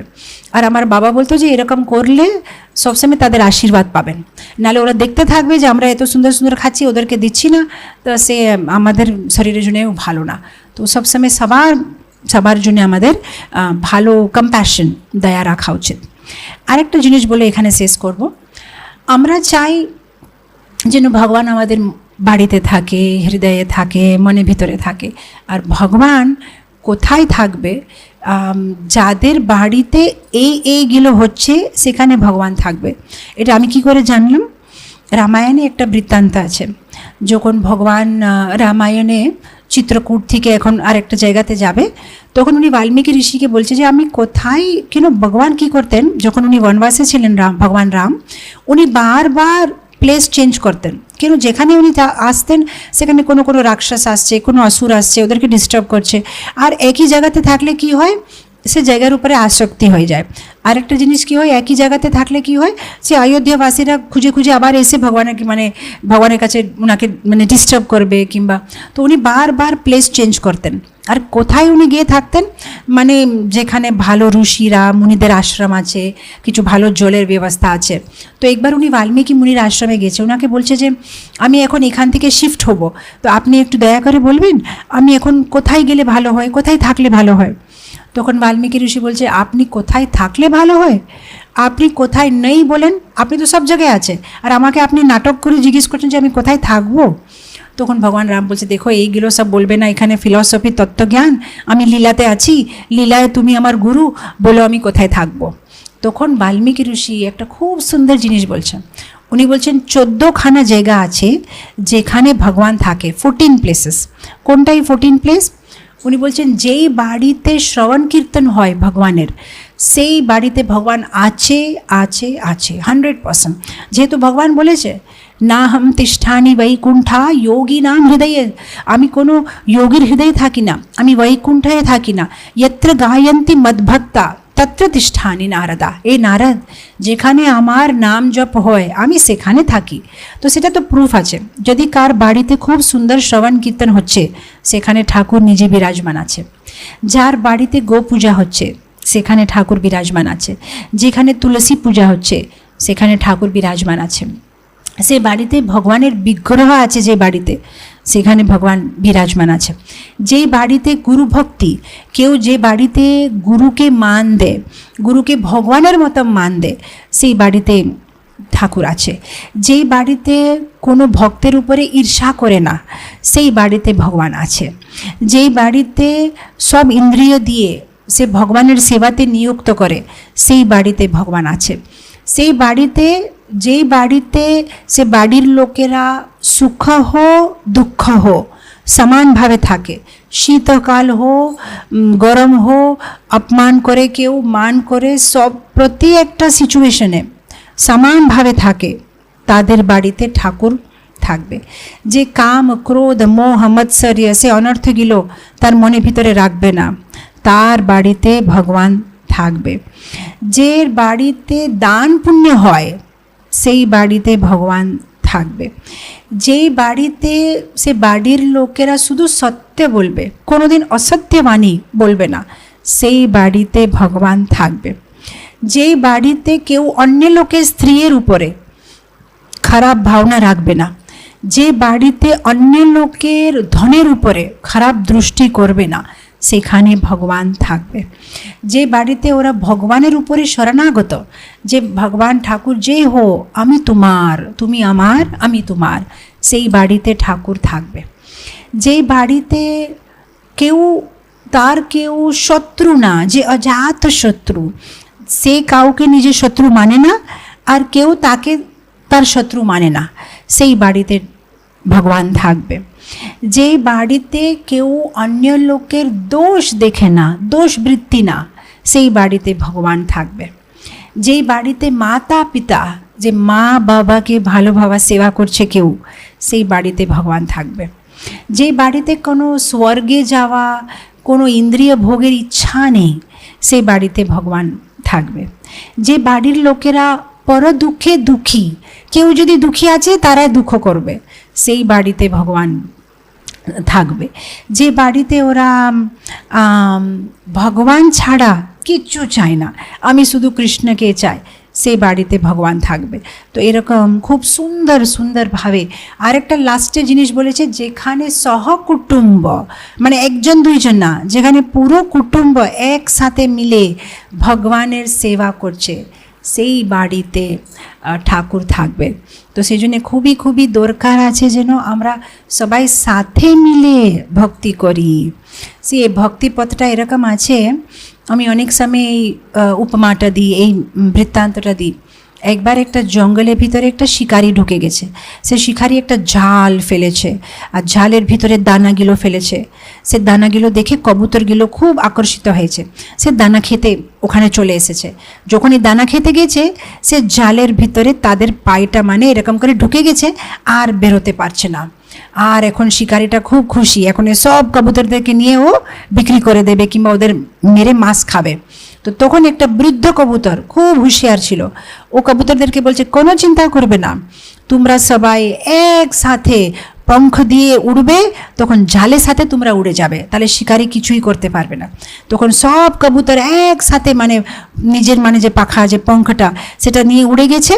আর শিকারি তো ধরতে পারছে না, ও ছুটেছে কিন্তু কিছু করতে পারছে না, সবাই একসাথে উড়ে গেছে। আর তারপরে কবুতরেরা কী করেছে, দূরে গিয়ে নেমেছে। আর সেখানে একটা চুহা কিংবা একটা র্যাট, সে র্যাট কী করেছে, সে ঝালিটা কেটে ফেলেছে আর সব কবুতর ফ্রি হয়ে গেছে। তো এইরকম আমরাই হচ্ছি কবুতরের মতন, মায়া একটা জাল ফেলেছে আর আমরা সে দানা খেতে জন্য এই ভৌতিক জগতে একদম ফেসে গেছি, আর বেরোতে পারছি না। তো এখন কি করতে হবে, সাথে মিলে ভক্তি করতে হবে। যদি পুরো পরিবার সাথে মিলে ভক্তি করব, তাহলে এই মায়া শিকারিটা আমাদেরকে পাবে না, এই মায়ার ঝালে আমরা ফেসে যাব না। তো একসাথে করব ভক্তি, তখন কি হবে, যেরকম চুহাটা ঝাল কেটে নিয়েছে, এরকম আমাদের গুরু গৌরাঙ্গা সেই ঝালটাকে কেটে ফেলবে আর আমরা ভগবত ধামে যেতে পারবো। তো খুবই দরকার আছে যেন সাথে মিলে, একলা আমরা পারবো না, একসাথে পারবো। তো আজকে এই পুরুষোত্তম অধিক মাসের শুভ ঘড়ি শুভ দিনে আমরা প্রার্থনা করি যে ঠাকুর গুরু গৌরাঙ্গ আমাদেরকে ভালো বুদ্ধি দিন, যেন আমি গৃহমেধি না, আমি যেন গৃহস্থ হতে পারি, আমি যেন ভালো ভক্ত হই, আর আমার ফ্যামিলির সাথে আমি যেন কৃষ্ণ কি ওর কৃষ্ণের দিকে যেতে পারি, এত আমার উপরে কৃপা করবেন। এটা বলি আমি এখানেই শেষ করি। খুব ধন্যবাদ। শিলা প্রভুপাদ কি জয়, গুরুদেব কি জয়। হরে কৃষ্ণা।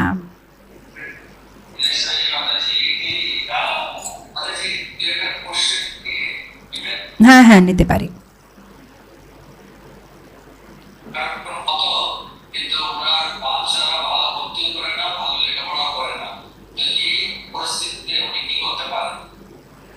ওকে, অলরাইট, খুব ভালো কোয়েশ্চেন যে একজন ভক্ত কিন্তু তার বাচ্চারা না ভৌতিকভাবে ভালো হচ্ছে, না পড়াশোনা করছে, না ভক্তি করছে, তো এখন কি করা যায়?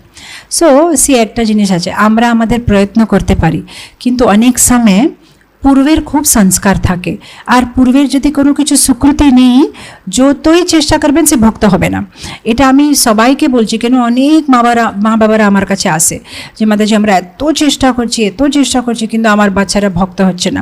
অনেক সময় কি আমার চেষ্টাতে ভুল আছে, কি আমার মধ্যে কিছু ভুল আছে? না, অনেক সময় আপনার চেষ্টাটা পরিপূর্ণ আছে, কিন্তু তার পূর্বের এত খারাপ সংস্কার আছে যে কিছু করার নেই। তো এরকম সময় আমাদেরকে ভগবানের প্রার্থনা করতে হবে, আর কিছু করা যাবে না।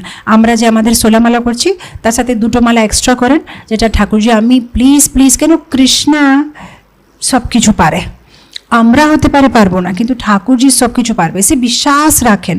আমি রিসেন্টলি কাউকে বলছিলাম, সুরতে গেছিলাম আমি কোনো ভাগবত সপ্তাহে। সুরতে যে ভাগবত সপ্তাহ আয়োজন করেছে সে ভক্ত, সে আমাকে নিজের জীবনের ব্যাপারে বলছে মাতাজি আমি আর আমার বড় দাদা, আমার মা বাবারা ভক্ত, দীক্ষিত ভক্ত, আমার দাদা খুব ভালো ভক্ত, কিন্তু আমি 1 নম্বরে বদমাশ ছিলাম। মানে আমি ফ্রেন্ডসের সাথে ঘুরতে যেতাম, রেস্টুরেন্টে খেতাম, ভক্তি করতাম না। আমার মা বাবা, আমার দাদা আমার উপরে হোপ ছেড়ে দিয়েছে যে এ কোনোদিনই ভক্ত হবে না। আর আজকে দেখুন আমার জীবনটা সাডেনলি এরকম চেঞ্জ হয়ে গেছে যে আমি এখন আপনাকে ডেকে ভাগবত সপ্তাহ করছি, আর আমার দীক্ষা হয়ে গেছে। তো বোঝাচ্ছিল যে ছোট্টবেলা আমার মা বাবাকে আমি দেখেছি ভক্তি করতে, আমার ইন্টারেস্ট ছিল না, কিন্তু সে বিতনটা, সে মানে সিডটা আমার হৃদয়ে ছিল। আর সাডেনলি একজন এরকম একটা ভক্ত ওনার জীবনে এসেছে, তার কথা ওনার খুব ভালো লেগেছে, আর লাইফটা চেঞ্জ হয়ে গেছে। তো আমি তো এটাই ভাবি যে অনেক সময় যখন পূর্বর জন্মের কর্ম খুব স্ট্রং আছে না, যত চেষ্টা করব কিন্তু কিছু হবে না, কিন্তু যখন সে কর্মটা শেষ হয়ে যাবে না, আপনি দেখবেন যে আরে এই সাডেনলি এত ভালো ভক্ত কী করে হয়ে গেল, একদম বদমাশ ছিল 1 নম্বরে, আর একদম ভালো হয়ে গেল। তো অনেক সময় দেরি লাগে, অপেক্ষা করতে হবে, কিন্তু আমরা চেষ্টা করব, চেষ্টাতে না হলেও আমরা জব করব, তাদের জন্য প্রার্থনা করব। আচ্ছা, আরেকটা জিনিস হতে পারে এই জন্মে নাও হতে পারে, কিন্তু আপনি যে ওনার জন্য প্রার্থনা করেছেন হতে পারে পরের জন্মে।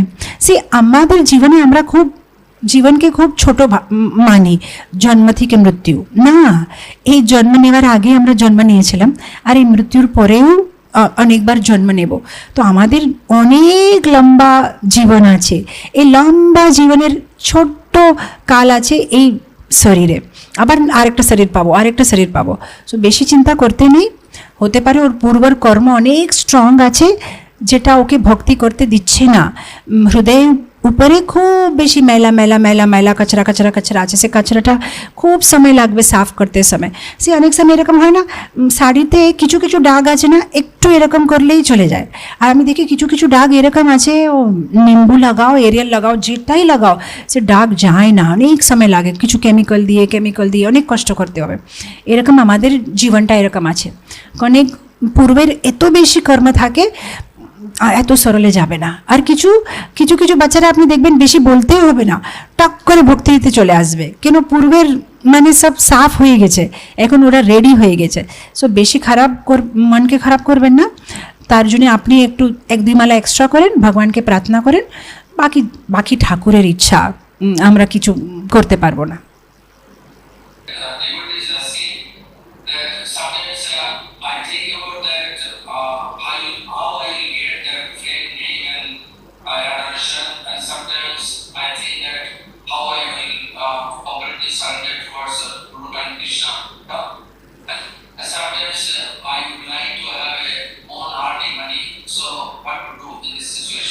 ওকে, আমি বুঝে গেলাম। আপনি বলছেন যে মনটা বিচলিত হয়, অনেক সময় মনটা ভাবে আমার কিচ্ছু লাগবে না, বাস আমি ভালো ভক্ত হতে চাই। আর কিছু কিছু সময় মনটা হবে না না, ভক্তি তো ঠিক আছে, কিন্তু আমি পয়সা কামাতে চাই, আমার যেন ভালো নাম হয়, আমি যেন খুব ফেমাস হয়। তো আমার মনটা বারবার বিচলিত হচ্ছে, তো কী করা যায়? রাইট, মনটা তো বিচলিত হবে। আমরা যে রকমের সঙ্গ নেব সেই রকমে আমরা হয়ে যাব, এটা খুব ইম্পর্টেন্ট আছে। সে আমি দেখেছি ব্যক্তিগতভাবেও, যখনই বাঞ্ছন কমে যাবে, যখনই ভাগবত চর্চা করা কমে যাবে, তখনই এই ভৌতিক বিষয়গুলো আমাদেরকে অ্যাটাক করবে। সেজন্য খুব দরকার আছে যে আমরা আমাদের নিজেকে একটু ভালো কবচে করে রাখি। সবসময় ভাগবতের শরণাগতি নো, সবসময় সাধুর শরণাগতি নো। তো ধীরে ধীরে পুরো একসাথে ইচ্ছা যাবে না, কিন্তু ধীরে ধীরে ইচ্ছা কমে যাবে কমে যাবে কমে যাবে, আর একদিন সেই ইচ্ছাটা পুরোপুরো মেল্ট হয়ে যাবে। তো এরকম ভাববেন না যে সাডেনলি আমরা শুদ্ধ ভক্ত হয়ে যাব, সেটা সময় লাগবে। ভৌতিক ইচ্ছা আর ইমপ্রেশন, যেরকম না, আমি এই পরশুদিন রান্না করছিলাম না, হিং আমি জানি না আপনি জানেন কিনা, বাংলাতে কি বলে হিং। এই হিঙ্গের যে খালি ডাব্বা আছে না, তার ভিতরে আমাকে যে সাহায্য করে রান্নাতে, তার ভিতরে আর কিছু মশলা ঢেলে দিয়েছে। আর আমি ওকে বকছিলাম যে দেখো, হিঙ্গের ডাব্বার ভিতরে খালি হয়ে গেলেও ফেলে দো, তার ভিতরে কিছু রাখবে না, কেন হিঙ্গের স্মেলটা এরকম আছে, যাকে তার ভিতরে ঢালবে সেই স্মেলটা আসবে। তো হিঙ্গের ডাব্বাটা আবার ইউজ করা যাবে না। তো আমি কালই ওকে বকছিলাম রান্না করতে সময়। তো এরকম না, আমাদের পূর্বর ইচ্ছাগুলো অনেক সময় হিঙ্গের মতম আছে, হিঙ্গের ডাব্বার মতম। এইবারে তার ভিতরে হিং নেই, আমরা ছেড়ে দিয়েছি, এখন আমরা ভক্তি করছি, প্রসাদ নিচ্ছি, ভাগবতম, কিন্তু পূর্বের হিঙ্গের স্মেলটা খুব স্ট্রং আছে, সেটা একটু সময় লাগবে। তো এরকম আমরা সব কিছু এবারে ঠিক করছি, কিন্তু পূর্বের ডিজায়ার আছে। যেরকম আমি বলবো, ধ্রুব মহারাজ পূর্বজন্মতে উনি ছিলেন একটা খুব বড় ভাগবত কথাকার। উনি এত সুন্দর ভাগবত কথা করতেন যে বড় বড় রাজা মহারাজা শুনতে আসতেন ওনাকে, আর ওনার কথা শুনলে মানে যেন সময় ওখানেই থেমে গেছে, বা সবাই একটক শুনতেই থাকবে। তো একদিন কি হয়েছে, ধ্রুব মহারাজ ভাগবত কথা করছিলেন, আর একটা রাজা লেট এসেছে ভাগবত কথাতে। তো ওনার যে কি বলে চ্যারিয়েট, রথ, খুব সুন্দর রথটা এসে মানে ওই মন্দিরের সামনে নেমেছে উনি, আর রথটা এত সুন্দর হীরা জড়িত রথ। তো ভাগবত কথা করতে করতে একবার উনার মানে মাইন্ড চলে গেছে রথের উপরে। তো ধ্রুব মহারাজ উনি ভাবছেন, ওয়াহ কত সুন্দর রথ, বাপরে এই রাজার। এনিওয়ে আমি কি বলছিলাম, এরকম করে উনি কথাটা আরম্ভ করেছে, কিন্তু এক সেকেন্ডের জেনে উনার যে মানে যে ওয়াও কি সুন্দর রথ আছে, তো ওই যে একটা ভৌতিক ইচ্ছা হয়ে গেল, পরের জন্মে একটা রাজার ছেলে হয়ে জন্ম নিয়েছে। আচ্ছা, রাজার ছেলে হয়ে জন্ম নিয়েছে, আর কিন্তু বারবার ওনার ইচ্ছা কি হচ্ছে, আমি যেন বড় রাজা হয়, আমি যেন ব্রহ্মা থেকে বড় রাজ্য হয়। কেন? এটা পূর্বজন্মের একটু যে ইচ্ছা ছিল, সে ইচ্ছা থেকে গেছে। আচ্ছা, পূর্বজন্মে ভাগবত কথা করেছে বলে এই জন্মে 5 মাসের ভিতরে 6 মাসের ভিতরে ভগবানকে সাক্ষাৎ দর্শন করেছে, ধ্রুব বলে বড় একটা খ্যাতি পেয়েছে, ধ্রুব লোক পেয়েছে, ভগবানকে মুখামুখি দেখেছে। সো ভাগবত পড়ার লাভে পেয়েছে, আর একটা ভৌতিক ইচ্ছা করার জন্য কি হয়েছে, উনাকে এখানেও একটা রাজাই বানানো হলো, ধ্রুব লোক সৃষ্টি করা হলো, আর সেখানে রাজা হলো। তো সে যে একটা ইচ্ছা থেকে গেছিল, সেই ইচ্ছা জন্য উনাকে এভাবে মানে জীবনটা আগে গেল। এরকম অনেক সময় কি হয়, পূর্বের কিছু ডিজায়ার থাকে, স্ট্রং ডিজায়ার, সে স্ট্রং ডিজায়ার এইবারে নেই, এবারে ভক্তি করতে চায়, কিন্তু সে পূর্বের ইমপ্রেশন থাকে। সেই জন্যে ভক্তি করতে করতে মাঝে মধ্যে আবার সেই বাসনাগুলো আসে, না না না আমার তো পয়সা লাগবে, না না আমি তো এটা চাই, বারবার তাকে আমরা মানে ঠিক করব ভাগবত পড়ে, আবার সেটা উঠবে, সেটা উঠতেই থাকবে, কেন সেটা পুরো মরে যায় না, সেই ইচ্ছাটা আছে, এখন তাকে ধীরে ধীরে মারতে হবে। সেই আগেকার দিনে না আমি সার্কাস দেখতাম, আমার খুব ভালো লাগতো ছোটোবেলা। এখন সার্কাসে কি হয় না, বড় বড় হাতি, বড় বড় সিংহ, এখন এই বড় বড় হাতি আর সিংহকে এক শহর থেকে আরেকটা শহর নিতে জন্যে ইঞ্জেকশন দেবে, ইঞ্জেকশন না দিলে তাদেরকে সামলানো মুশকিল। এখন ইঞ্জেকশন দিলে ওরা মরে যায় না, অ্যানেস্থেশিয়া, ওরা কিছুক্ষণের জন্য ঘুমিয়ে যায়, তার কিছুক্ষণ পরে ওরা উঠে যাবে। এরকম আমাদের যে ইচ্ছাগুলো বাঞ্ছাগুলো তাদেরকে আমরা ইঞ্জেকশন দিয়ে রেখেছি, সে মরে যাচ্ছে না, শুধু কিছুক্ষণের জন্য ঘুমিয়ে যাচ্ছে, তা আবার উঠে আমাদেরকে বিরক্ত করছে। কিন্তু ধীরে ধীরে তাদেরকে মারতে হবে। আমরা আপাদাদা তাদেরকে ঘুম পাড়িয়েছি, ঘুম পাড়ানো না, তাদেরকে মেরে ফেলতে হবে, সেটা একটু সময় লাগবে। আপাদাদা কি হচ্ছে যে সে কিছুক্ষণ জন্য ঘুমিয়ে যাচ্ছে ইচ্ছাগুলো, তা আবার যখন একটু ভাগবত ছেড়ে দিচ্ছি, তা একটু জপে কিছু প্রবলেম হচ্ছে, তা আবার সেই ইচ্ছাগুলো জেগে উঠছে আর আবার আমাদেরকে ডিস্টার্ব করছে। তো ধীরে ধীরে সেই ইচ্ছাগুলোকে মারতে হবে, মারতে জন্য সময় লাগবে। ধীরে ধীরে ইঞ্জেকশন দিয়ে দিয়ে দিয়ে দিয়ে সে এত উইক হয়ে যাবে যে আর কোনোদিন উঠতেই পারবে না। তো সেই জন্যে ভাগবত পড়া, জপ করা, শ্রবণ কীর্তন করা, সেবা করা। আর কোনো বৈষ্ণবকে ধরেন, যদি কোনো বৈষ্ণবের পায়ে ধরে নেবেন না, খুব ইজিতে সেই ইচ্ছাগুলোকে মারতে পারবো। নাহলে নিজে নিজে সেই ইচ্ছাকে মারা একটু কষ্ট আছে, কারো সাহায্য দরকার আছে।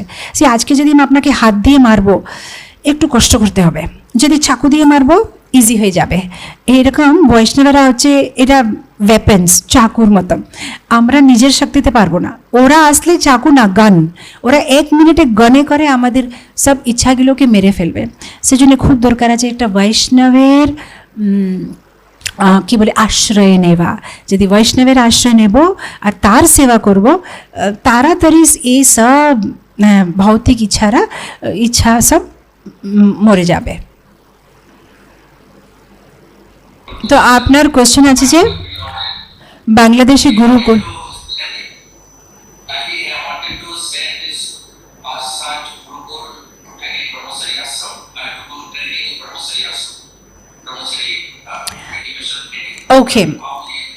ওকে সো আপনার প্রশ্ন আছে যে এখানে গুরুকুল নেই বাংলাদেশে, তো কিভাবে আমার ছেলেকে পাঠাবো গুরুকুল ট্রেনিংয়ের জন্য। ওয়েল, দুটো জিনিস আছে এখানে যেটা আমি জানতে চাই। একটা তো বাচ্চার এজ, যদি বাচ্চার এজ ছোট আছে তাহলে গুরুকুলে পাঠানো দরকার নেই, আপনি বাড়িতেই তাকে আপনি ভালোভাবে ভক্তিতে ট্রেনিং দিতে পারবেন।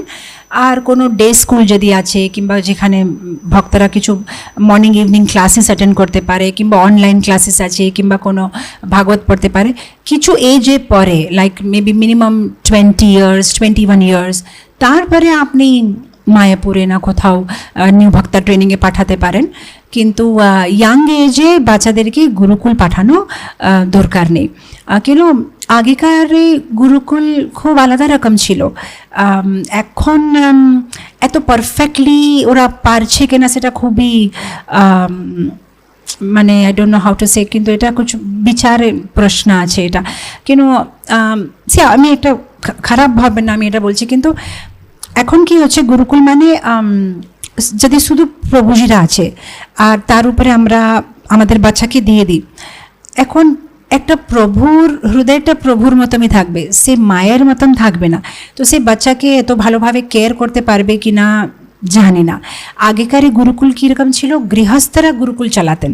আপনি যদি আগেকার গুরুকুলগুলো দেখতেন, সুদামা, কৃষ্ণ, অবন্তীতে সন্দীপনী মুনি আশ্রমে ছিলেন, তখন ওখানে হাজব্যান্ড ওয়াইফ, আত্রি অনুসূয়া, বাল্মীকি মুনির, মানে আপনি প্রতি একটা আশ্রম দেখেন সেখানে হাজব্যান্ড ওয়াইফ, এইরকম গুরুকুল খুব safe.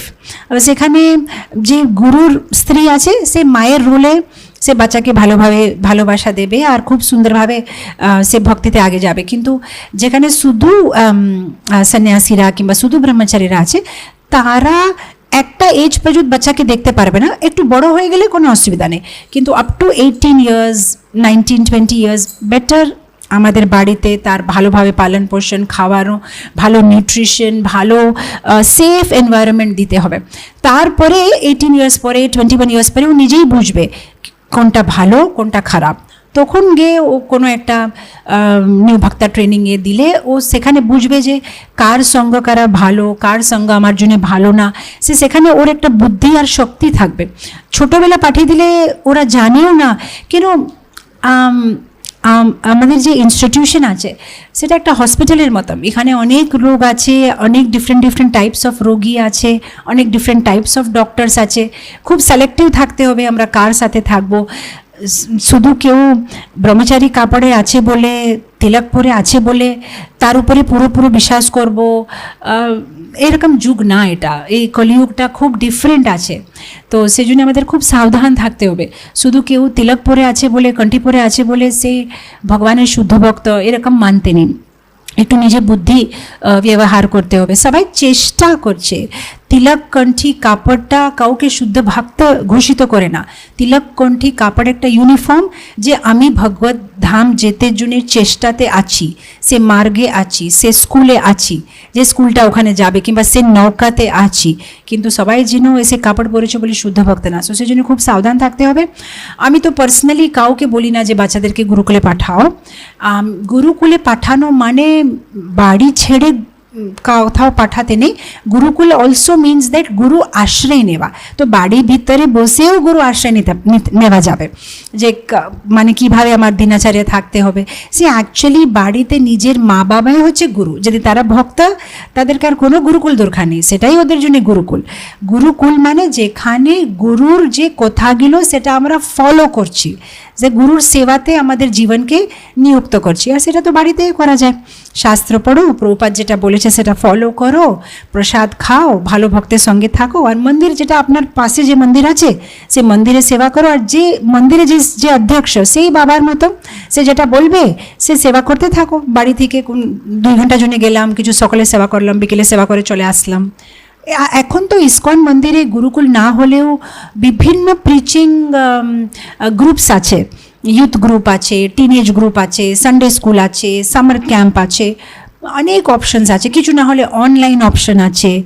But better to keep children at home, safe, and আমরা নিজেই যদি ট্রেনিং দিতে পারি, কিংবা আপনার নেবারহুডে যদি ওখানে 20 ফ্যামিলিজ আছে। অনেক সময় এরকম হয় না, বাচ্চারা আমাদের কথা শুনে না, কেন রোজ আমাদেরকে দেখছে তো আমাদের উপরে মান নেই। তো এরকম করা যায় যে 20 ফ্যামিলিজ আছে, যে 20 ফ্যামিলিজের ভিতরে একদিন একজন মাতাজি সব বাচ্চাদের সাথে কিছু মানে সুন্দর কিছু গল্প বলবে, একজন আপনি সবার বাচ্চাদেরকে নিয়ে বসবেন, একজন আরেকটা মাতাজি, এরকম শেয়ারিং করে করা যায়। কিংবা আমরা এখানে কিছুদিন এরকম একটা করেছিলাম যে 20 ফ্যামিলিজ আমরা জানি যে এরা ভালো ফ্যামিলি, ভালো ভক্ত, সেফ আছে। তো এরকম করা যায় সামার টাইমে, যে আপনার ছেলে গিয়ে ওদের বাড়িতে 5 দিন থাকলো, ওর ছেলে আমাদের বাড়িতে এসে 5-6 দিন থাকলো, আর এরকম আমরা সঙ্গে সবাইকে ভক্তি করাতে পারি। কেন অনেক সময় আপনার কাছে যে 2-4টা ভালো কথা আছে সেটা হতে পারে উনার মা জানেন, আর উনার মা যে 2-4টা ভালো কথা বলবে সেটা হতে পারে আপনি জানেন না কিভাবে আপনার বাচ্চাকে কমিউনিকেট করতে হবে। তো এরকম থার্ড পার্টি মেন্টরশিপ বলে এটাকে, থার্ড পার্টি আরেকজন কেউ আমাদেরকে মেন্টরিং করতে জন্য হেল্প করবে। কিন্তু always safety, most important safety, বাচ্চাদের ফিজিক্যাল সেফটি, ইমোশনাল সেফটি, এটা খুবই ইম্পর্টেন্ট আছে।